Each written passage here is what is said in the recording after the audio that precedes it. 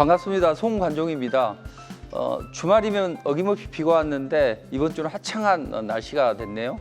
자, 최근에 미증시 때문에 약간 우리 시장도 좀 주춤했고, 또 이게 바로 미중 간의 무역 분쟁이 잘 해결이 되지 않았는데, 최근에 이제 미중 간의 무역 분쟁이 90일간 유예되면서 5일째 랠리가 나오고 있다, 이렇게 보시고, 자, 그렇다면 시장이 나빠질 듯 하다가 갑작스럽게 좋아지는 이런 이제 움직임이 나왔죠. 그래서 제가 지난번에 말씀드렸던 것처럼 봄은 완연해졌다. 그래서 봄의 정치를 한껏 느낄 수는 없지만, 그럼에도 불구하고 어떤 흐름이 좋아질 수 있다. 그래서 이제 시장이나 날씨나 점점 좋아지고 있는 그런 흐름입니다.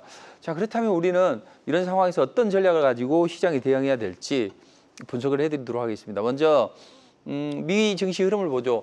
자, 지난 금요일 날 미 증시가 5일 동안 랠리를 펼쳐진 이후에 약간 주춤한 그런 모습이 나왔습니다. 그리고 갑자기 무디스가 미국의 신용 등급을 하향 조정했어요. 최근에 미중 간의 관세 인하 기대감 때문에 5일째 랠리가 나왔고, 소매 판매나 산업 생산, 그리고 이제 CPI나 PPI 이런 걸 보면 특별하게 무디스가 신용 등급을 강등할 필요는 없는 거죠. 지금 소매 판매 같은 경우 보면 0.1% 상승, 또 CPI나 PPI도 나쁘지 않는 그런 흐름이란 말이에요. 그래서 소비나 물가가 대체적으로 양호한 모습인데 무디스는 왜 신용 등급을 강등했을까? 이렇게 생각을 해보면 그 10년 동안 복지 지출이 증가하는데 지금 정부 수입은 제한적이다. 그래서 미국이 항상 허덕이는 재정 적자가 좀 더 가속화될 수 있다. 지금 재정 적자가 심각한 그런 국가들 정도와 레벨을 맞춰보면 이 정도 인하하는 것이 맞다. 이제 이런 이야기인데, 일단 결과적으로 이제 재정이 안 좋고 미국은 요걸 이제 만회하기 위해서 트럼프가 관세 정책을 강도 높게 진행을 하고 있죠. 자, 아무튼 근데 이 신용등급 강등 이 이슈보다는 다음 주에 이제 트럼프가 백악관에 복귀하잖아요. 그래서 백악관에 복귀한 이후에 어떻게 시장에 대해서 대응을 할 것인가.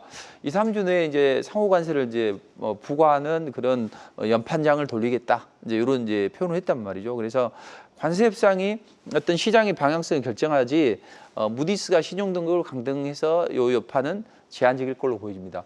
마침 이제 다음 주에는 특별한 경기 이벤트가 없단 말이에요. 주로 이제 기존 주택이나 신규 주택 판매인데 요건 그닥 좋지는 않죠.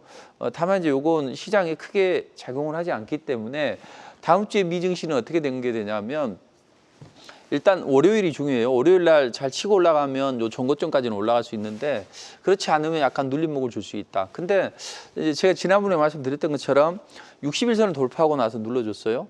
그 다음에 이제 120선을 돌파할 수 있는데 생각보다는 강하게 움직이고 있죠. 그래서 나쁘지는 않는데 이제 올라갈수록 어떤 경계 심리에 대해서 이야기를 하겠죠. 최근에 골드만삭스도 그런 이야기를 했었잖아요. 전 저점을 이탈할 수 있다. 이런 이야기를 했었는데 지금은 이제 그것까지는 걱정할 필요는 없는 것이고, 대신 이제 다음 주 월요일 날 좀 올라가느냐 아니면 약간 처져 있느냐, 여기에 따라 달라지겠죠. 올라가면 밀릴 것이고 밀리면 저점에서 반등이 나오는, 그래서 전체적으로 나쁘지 않는 그런 움직임 예상이 됩니다. 다만 이제 우리는 조정을 이제 항상 올 수 있다. 그동안 많이 올랐기 때문에 그걸 염두에 두고 시장이 대응하는 전략이 좋습니다. 자, 그렇다면 우리는 어떤 전략을 가져가야 될까요? 최근에 이제 2650 넘어서면서 코스피는 탄력이 둔화됐죠. 그리고 미중 간에 이제 관세가 잘 진행이 됐었지만 그 바짝 슈팅이 나오고 나서 이제 미 증시에 대한 경계감, 요거에 대해서 민감하게 반응을 합니다. 특히 이제 달러가 강세를 보였어요. 근데 달러가 강세를 보이는 것은 여러 가지 이유가 있단 말이에요. 어떤 국채 금리가 변화가 있다든지, 아니면 글로벌 시장에 어떤 충격이 있다든지, 아니면 이제 미 증시가 화랑을 보인다든지, 이런 여러 가지 이유 때문에 달러가 강세를 보이는데, 지금은 이제 달러가 강세를 보이잖아요. 그 이유는 이제 미국이 그래도 다시 한번 신뢰를 회복하고 있다. 이런 이제 기대감이 있는 것이고, 그럼에도 불구하고 달러가 약세 구간에서 강해진다면 외국인들은 이제 한 차선을 입잖아요. 그러니까 자꾸 한 차선을 이제 고려를 하게 되면 코스피 쪽에서 자꾸 매도가 나온단 말이에요. 그래서 코스피의 어떤 수급이 좀 꼬여 있고, 또 그게 코스닥으로 이제 전이가 되는 거죠. 그래서 우리는 미국보다는 민감하게 좀 반응을 하고 있으니까 미증시가 하락을 하게 되면 연동이 될 수 있기 때문에 조금 리스크 관리는 필요하다. 이렇게 보시면 됩니다. 자, 그럼 이제 지수가 이제 치고 올라가다가 약간 탄력이 둔화됐단 말이에요. 그럴 때 이제 어떤 종목들이 치고 올라갈까요? 그때는 이제 테마주들이나 이런 종목들이 잘 움직일 수 있다. 그렇게 보시면 돼요. 다음 주에는 이제 대선 TV 토론이 예정이 되어 있으니까 요 관련주들을 이제 잘 봐야 되는데, 제가 이제 2주 전인가 그 태양광 관련주들에 대해서 집중 이제 분석을 해드렸죠. 근데 이제 더 치고 올라갈 수 있는 종목이 있단 말이죠. 왜냐하면 이게 이제 크게 형성이 될 수 있고, 어떤 이제 제가 정책 슈퍼 사이클이다 그랬는데, 어떤 이제 단기적으로 대선뿐만 아니라 앞으로 누가 되든지 이쪽 분야는 신재생에너지 분야는 다시 한번 치고 올라갈 수 있기 때문에 이제 그렇게 표현했고, 아무튼 정부의 정책 모멘텀으로 인해서 치고 올라갈 수 있다. 그럼 이제 최근에 태양광이 잘 움직였던 이유는 뭐예요? 자, 이재명 후보와 햇빛 연금을 언급합니다. 그래서 농가에서 태양광 발전을 확대해서 그게 수익이 확대되면 우리가 안 쓰고 나눠줄게. 그래서 분배해주는 어떤 기본 소득형 모델을 햇빛 연금으로 이야기를 했고, 요게 이제 촉매가 돼서 튀어 올라가는 그 움직임이 나왔죠. 자, 국제적으로도 여러 가지 이제 호재나 또 수급 요인이 들어올 수 있는 그런 흐름이죠. 자, 미국에서 5월 13일 날 예산법이나 여기에서 보면 태양광 보조금을 2029년까지 단계적으로 축소하겠다. 호재예요, 악재예요?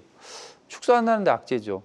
근데 즉각 폐지가 아니라 점진적으로 감축을 결정하겠다. 이렇게 하면서 그럼 신재생 에너지 분야가 급격한 충격에 휩싸이지는 않겠다. 연착륙할 수 있다. 이런 이제 안정감이 어떤 투자 심리를 이제 반영을 시키고 있죠. 자, 우리 정부에서도 그럼 우리도 이쪽에 투자를 해보자. 그래서 신안에 3.2 기가와트 규모의 해상 풍력 단지를 조성해 보고 있다. 언제까지? 2033년까지. 그럼 이번에 대선에 반짝 공약이 아니라 누가 되든지 이쪽에 이제 드라이브를 걸겠다. 이런 입장이죠. 그래서 국내적으로 보면 재생에너지 인프라 투자가 확대되고, 요게 친환경 테마의 어떤 수급을 자극할 수 있는 그런 흐름이 있다. 이렇게 보시면 될 것 같습니다. 네, 5월 18일 내일이죠. 네. 대선 후보자들의 첫 TV 토론회가 이뤄지는데요. 경제 분야를 이제 이야기를 할 그렇겠죠. 예정입니다. 근데 이때 이 대선 주자들의 신재생 에너지 정책 방향이 각각 어떻게 되는지가 궁금하고, 네. 또 이 정책들이 주식 시장에 어떤 영향을 줄지 이런 것들이 궁금합니다. 네, 좋습니다. 일단 아까 말씀드렸던 것처럼 이제 슈퍼 사이클 그래서 조금 단기적인 테마가 아니라 대선 이후에도 치고 올라갈 수 있기 때문에 이제 그 점이 이제 궁금하신 것 같고, 그래서 제가 준비를 했습니다. 어쨌든 이제 대선 주자들이 TV 토론을 열리게 되는데 18, 23, 27 이렇게 열리는데, 일단 18일에는 경제 분야 쪽을 이야기를 할 걸로 보여집니다. 그러면 이쪽에서 이제 신재생 에너지를 이제 이야기를 하겠죠. 서로 이제 갑론을박하면서 논쟁이 이어질 텐데, 과연 어떤 공약을 내놓을까요? 자, 이재명 후보는 재생에너지 투자를 확대하자. 그리고 에너지 고속도로를 구축해서 우리 친환경 사업을 좀 더 가속화시키자. 이런 이야기를 할 것이고, 김문수 후보는 이제 원전 유지를 계속 이야기를 하겠죠. 그래서 원전 위주의 에너지 정책을 강조하면서 추가적으로 청정수소나 이런 재생에너지를 언급할 걸로 보여집니다. 근데 이 두 중에서 누가 스포트라이트를 받을까요? 아무래도 지지율이 높은 후보자가 스포트라이트를 받을 수 있고, 주식시장에서는 그런 관련주가 좀 더 민감하게 반응하겠죠. 근데 최근에 이제 인맥주들의 이제 움직임을 보면 어때요? 작은 등락이 있잖아요. 근데 어떤 큰 테마의 줄기 속에서 소나매가 나온다는 거죠. 그러니까 이를테면 지지율이 높은 투자자가 잘 올라갔고, 그 투자자가 약간 탄력이 둔화될 때 그때 다른 주자들의 종목도 좀 움직였다. 이렇게 보신다면 일단 김문수 후보가 이야기를 하는 원전 중심의 정책도 동시에 부각이 될 수 있다. 그리고 이제 에너지 정책 선호도를 한번 살펴보면 일단 이재명 후보가 이제 가장 유력하고, 근데 여기에서 이제 이재명 후보는 지난 유세에서 보면 R200 2030년까지 정부 지자체에서는 다 신재생 에너지를 사용하자 요거잖아요. 그리고 탈탄소 산업 육성하자 요건 이제 강조하면서 피력을 했고, 요게 어떤 민주당의 이제 어떤 정책은 신재생 에너지 쪽이죠. 그래서 선거 이후에도 요게 이제 움직일 것이다. 그래서 지난번에 이제 인맥주 또 간략간략한 정책주 나오고 나서 에너지 관련주들이 튀어 올라갔죠. 미 대선 끝나고 나서도 마찬가지였었고, 그렇기 때문에 태양광 관련주들이 다시 한번 움직일 수 있습니다. 그리고 이제 이런 부분이 수출이나 해외 시장에서도 여러 가지 좋은 흐름이 나오고 있죠. 자, 중국의 태양광 규제를 이제 눈앞에 두고 있죠. 그렇게 되면 미국이나 이런 해외 기업 국가에서 우리 기업들의 러브콜을 보내겠죠. 그래서 이런 움직임이 좋아질 것이고, 또 여기에서 이제 추가적으로 뭐 상무부나 이런 쪽에서 뭐 미국 규제를 좀 강화하는 그런 게 나온다면 관련주들이 치고 올라갈 수 있다. 근데 이제 중국은 이런 규제를 회피하기 위해서 동남아를 통해서 우회로 태양광 패널이나 이런 걸 수출하려고 하겠죠. 이제 트럼프는 그걸 눈여겨보고 있다가 이런 게 나온다면 관세 폭탄을 부과하겠다 이런 이야기를 하고 있는데, 아무튼 이런 이제 기대감 때문에 우리 태양광 관련주들의 움직임이 좋아질 수 있다. 반사이익을 얻을 수 있다. 그래서 뭐 K바이오 또 K푸드 여기에 의해서 K태양광 딱지를 붙이고 관련주들의 움직임일 걸로 보여집니다.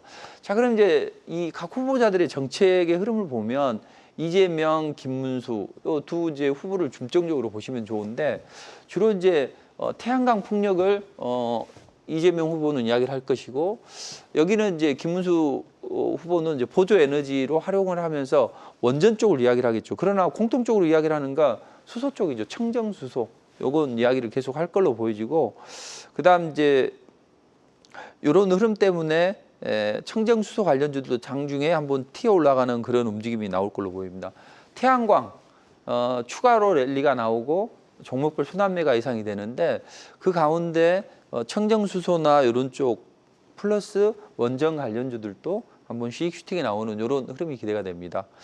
그래서 이런 쪽의 움직임을 감안해 보면 제가 이제 지난주에 빛과 바람의 전쟁이다, 지지난주인가요? 그래서 우리는 태양광 쪽을 좀 잘 살펴봐야 되고, 그 중에서 여러 종목들을 이제 말씀을 드렸고, 저는 이제 무료 공개 방송에서 이런 종목들에 대해서 말씀드렸고, 앞으로 이제 풍력 쪽도 좋아질 거예요. 그래서 태양광 올라가고 풍력 올라가고 청정수소 올라가고 원자력 잠깐 슈팅이 나오고 이런 이제 움직임이 예상이 됩니다.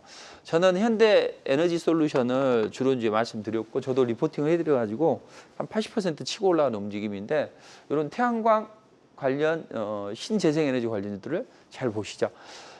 자, 그럼 이제 다시 한번 정책이 나올 수 있다면 또 어떤 섹터에서 움직일까요? 바로 이제 로봇 관련주를 좀 잘 보시면 좋을 것 같아요. 이재명, 머스크, 삼성에서 로봇 쪽에 드라이브를 걸고 있습니다.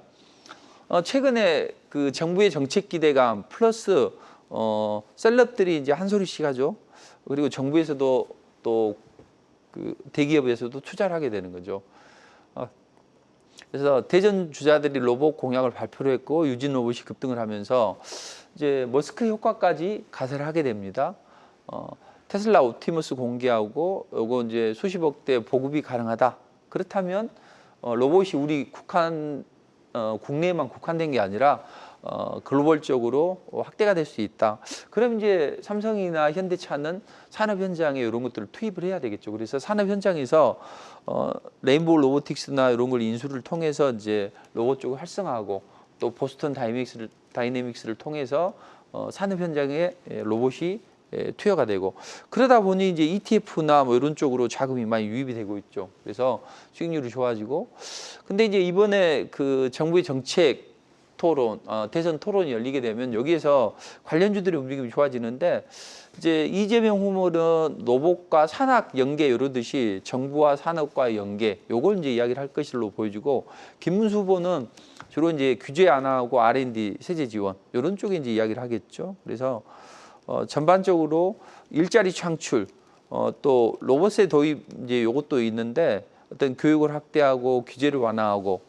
그래서 실외에 이제 로봇, 배달 로봇이 법적으로 이제 규제를 좀 완화해서 직접 이제 배달 현장에 뛰어드는 이런 이제 합법화도 추진될 걸로 보여지고, 우리 정부는 이제 로봇 산업의 정책을 뭐 3조 원까지 투자하겠다. 그리고 로봇은 이제 해외에서 사는 게 아니라 국산화율을 좀 더 높이겠다. 이제 이런 이야기를 하겠죠.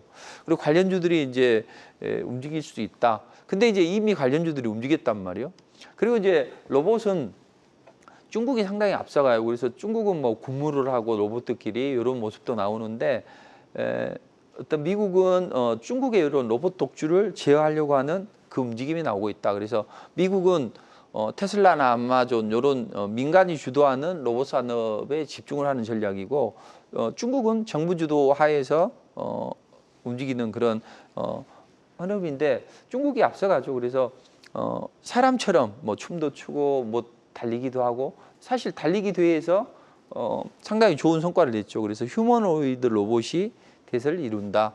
그럼 우리는 여기 뒤처지지 않기 위해서 여러 가지 정책을 펼치겠죠. 그래서 글로벌 셀럽들이 일론 머스크, 샘 알트먼, 빌 게이츠, 캐시 우드 이런 사람들이 로봇을 제안하고 또 로봇이나 AI를 접목을 해서 장기적으로 투자를 해야 된다. 뭐 이런 이야기를 하고 있고 또 이렇게 하다 보면 경제가 10배 정도는 성장할 수 있지 않겠냐 이런 이야기를 하는데 아무튼 이런 기대감 때문에 로봇주들이 거침없이 하이킥을 날리고 있습니다. 이건 이제 지난주, 지지난주 이럴 때 이제 제가 말씀드렸던 거죠. 그래서 항상 우리가 지난번에 사실 인맥주는 제가 말씀드렸습니다만 그렇게 아주 강력하게 이야기를 못했죠. 왜냐하면 방송이기 때문에. 그래서 뭐 다른 이제 테마주들을 이야기를 했는데 근데 앞으로 이제 튀어 올라갈 수 있는 부분이 뭐 태양광이나 아니면 로봇이나 여러 가지 이제 정책들로 인해서 튀어 올라가자. 그 처음에 튀어 올라갔던 것들은 뭐 세종시나 아니면 그런 자잘한 그 테마잖아요. 근데 이제는 좀 큰 테마가 형성이 되고 있고 그래서 우리는 이런 이제 흐름을 가져갈 수 있는데 우리가 지금 국산화율을 높이고 이런 흐름을 만들고 있는데 앞으로는 이런 움직임이 좀 더 가속화될 걸로 보여집니다. 왜냐하면 지금 전 세계가 성장률이 곤두박질 쳤단 말이에요. 그래서 저출산 고령화 시대입니다.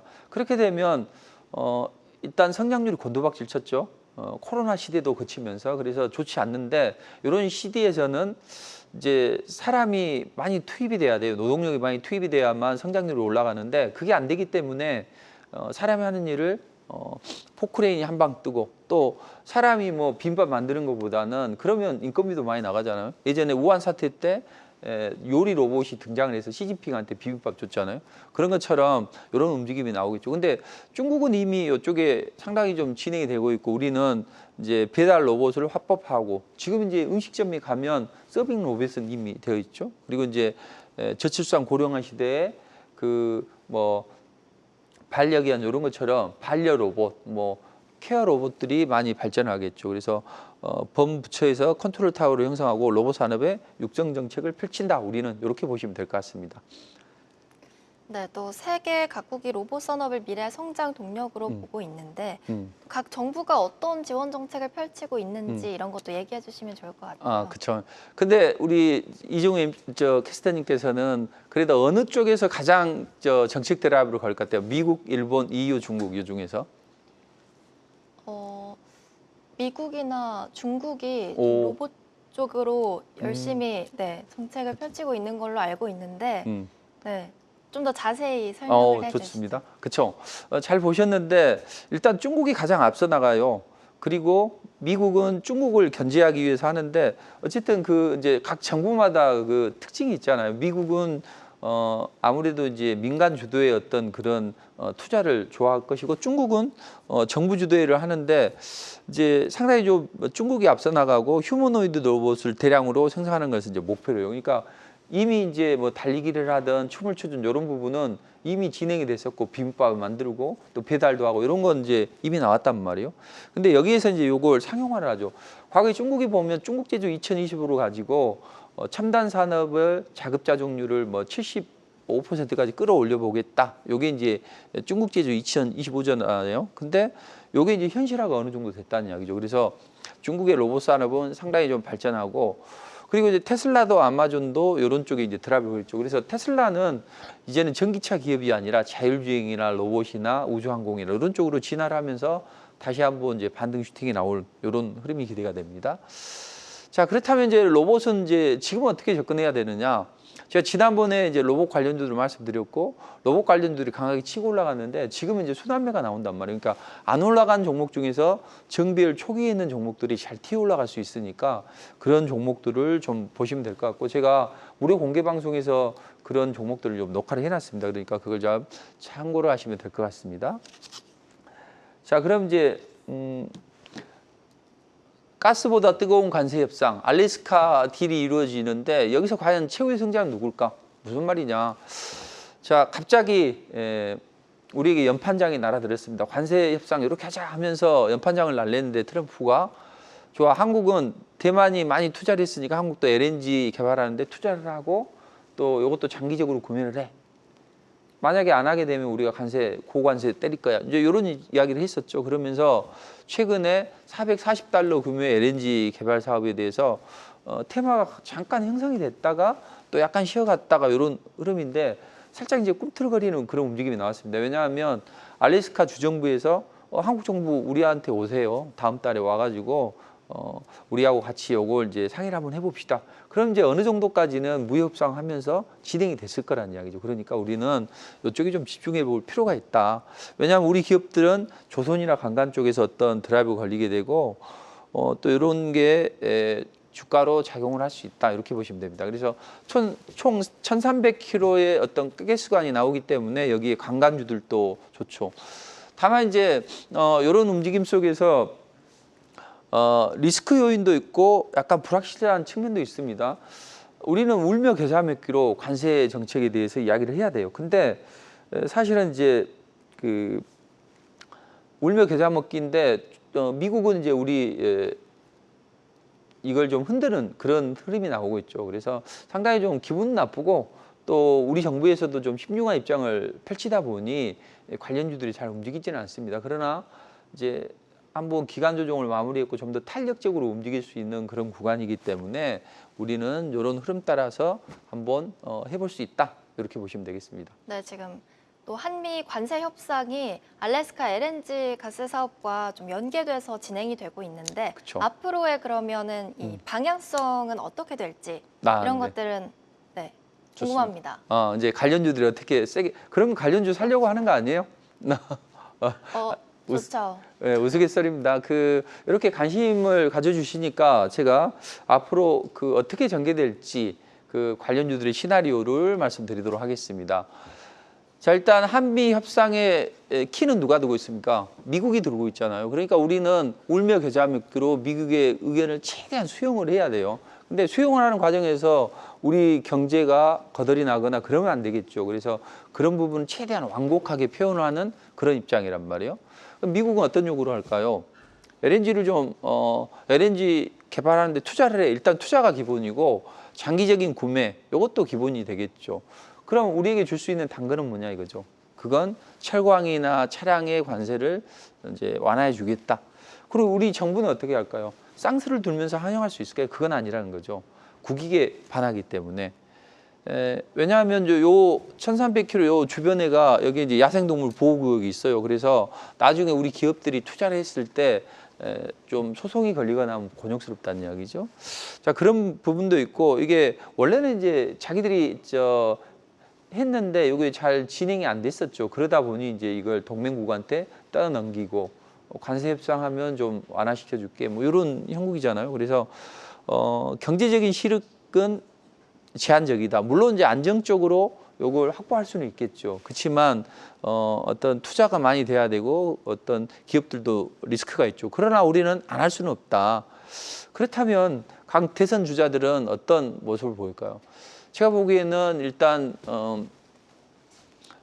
김문수 후보는 약간 좀 적극적인 입장을 보일 걸로 예상이 됩니다. 반면에 이재명 후보는 약간 신중론을 펼칠 걸로 보여져요.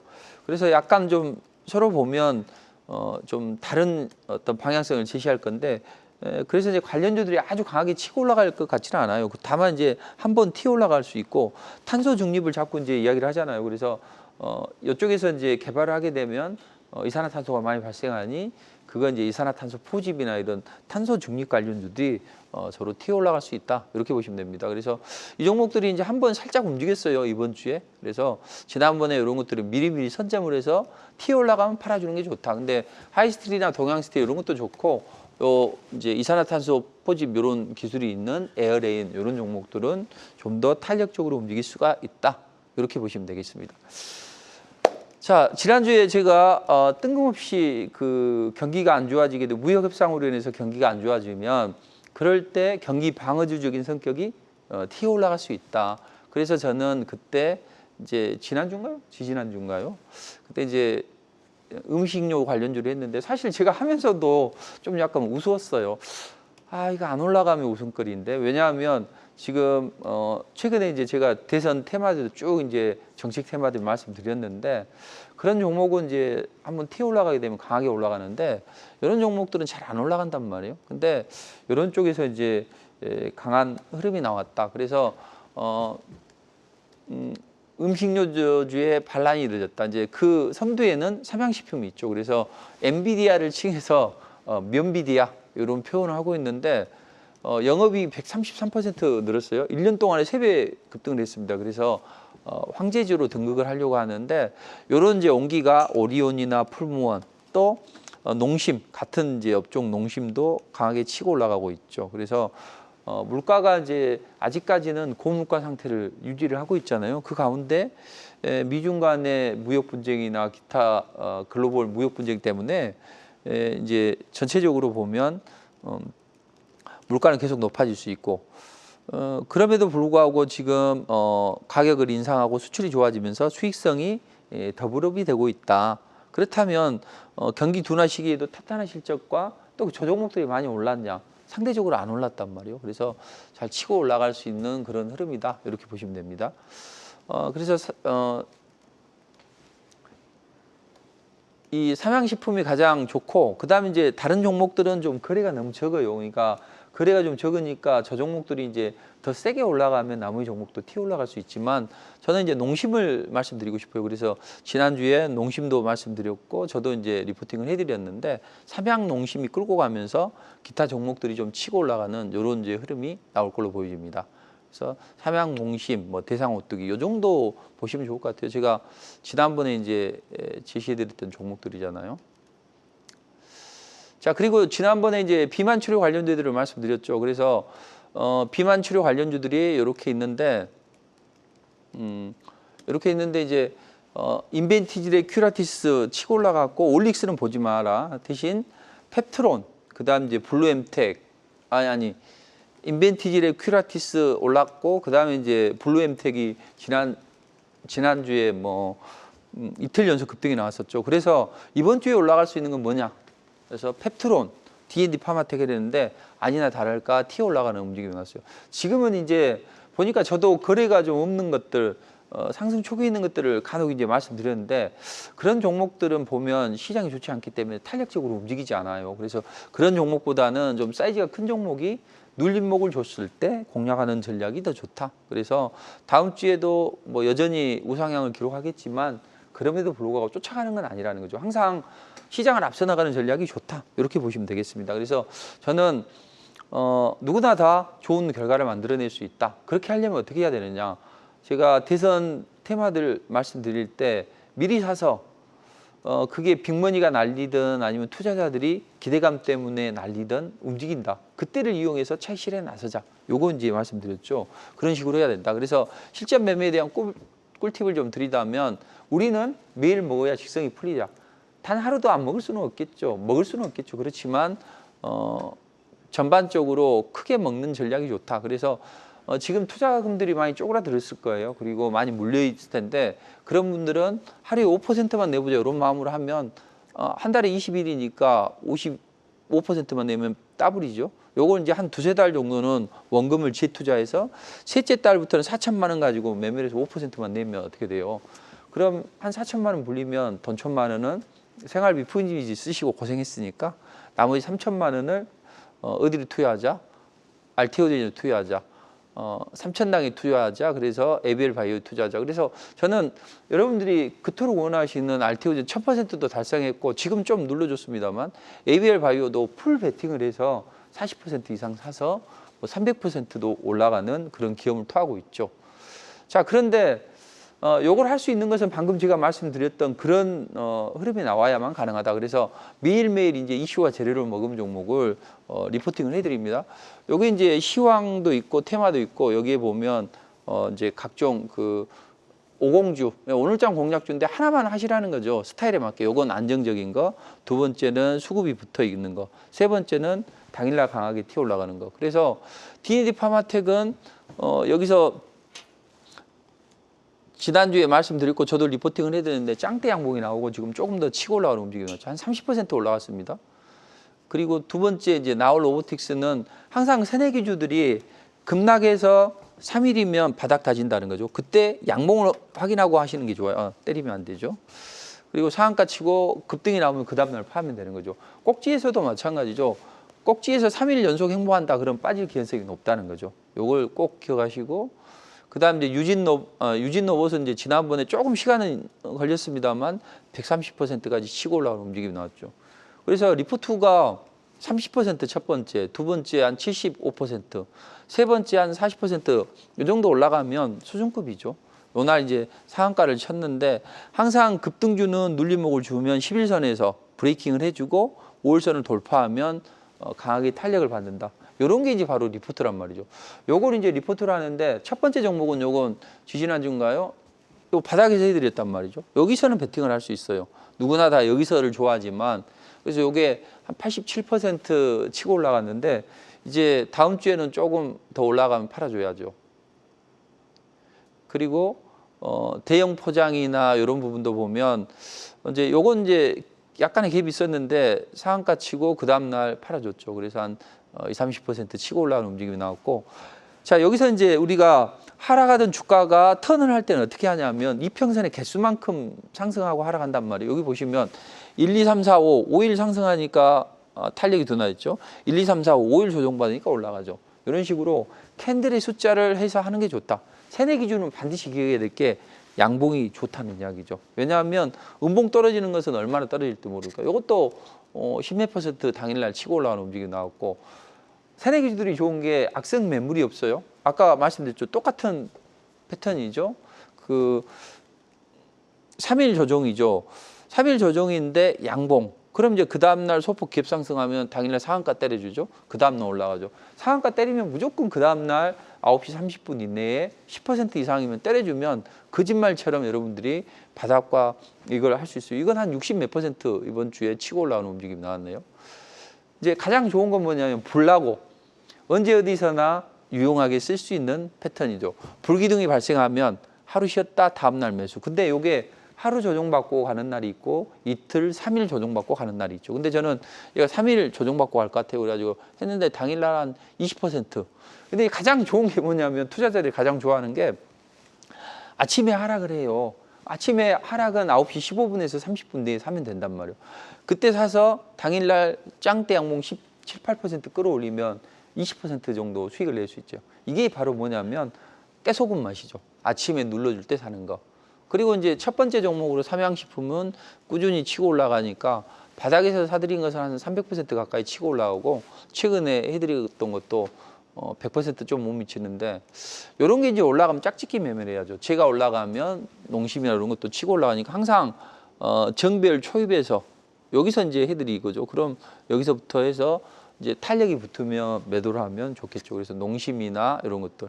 그리고 이제 턴파고 기법으로 한미 반도체 해드렸고 펩트로는 한 500% 올라가는데 항상 이런 턴파고 종목, 전고점을 뚫어놓은 종목들이 강하게 치고 올라갑니다. 그러니까 리포트가 정말 재밌어요. 매수하자마자 그 다음부터 짱대 양봉해서 한 120% 가볍게 때려주기도 하고 이제 바닥에서 사놓으면 추세를 타고 올라가는 건 뭐 1000% 치고 올라오고 이런 움직임이 나옵니다. 그래서 우리는 매일 먹고 크게 먹는 이런 전략을 가져가 가지고 정말로 멋진 수익을 창출할 수 있으니까 힘내시고 자 좋아요. 그러면 이제 이렇게 어떻게 해서 돈 버는 방법도 알았으니까 내가 가진 종목이 어떻게 움직일지 이것도 이제 궁금하시잖아요. 그래서 그 부분을 좀 집중적으로 분석을 해드리도록 하겠습니다.